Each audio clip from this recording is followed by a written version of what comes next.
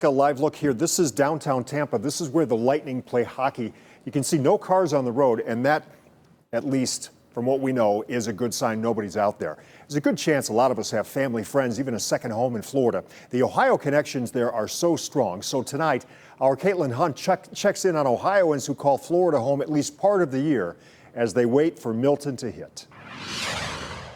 Just a light rain, but there I got the windows taped on the van just in case. It's the calm before the storm. Ohio snowbird Don Takash just settled into his winter home in the Villages a few weeks ago, and he's decided to ride out the hurricane at his home. Like I said, we'll have about 8 hours of 30-mile-an-hour winds, and the gusts could go up to 60 or so. Takash is right on the edge of the hurricane warning zone, and while he's not expecting much damage, he's prepared with food and water if the storm changes direction. It's going to do what it's going to do. We can't control it, so just do what we can control. Others are having to flee. My neighborhood evacuated. Nobody. Ghost town. Heather Sidlecki is a Parma native who just moved to Port Richey in March. She rode out Hurricane Helene a few weeks ago and was lucky enough to have only a few trees in her yard damaged. But she says Milton is projected to be too big to stay home for. I've been watching it like a meteorologist. I mean, I don't know the dimensions and all the things, but I mean, it's moving. She and her husband are staying out of the storm's path in a St. Augustine hotel.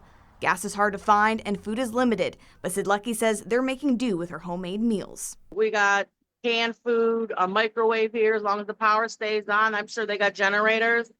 I have some like canned fruit, crackers, tuna fish. On the way to help is the American Red Cross, including volunteer Rick McCullough from Niles. He's been stationed in Florida for the last 2 weeks, setting up shelters and providing food and water to those who need it. Did everything from people just pulling furniture out, replacing it, and they're good, to complete home disasters where they have to start all over again. We've seen it all. McCullough says he's at a hotel in Fort Lauderdale waiting to receive his marching orders once the storm passes. He expects the storm will further damage communities still reeling from Helene's devastation. On our way back up, we're going to hit everything we can because we know there's going to be, like I said, a lot of damage. We don't even know what we're going to end up seeing.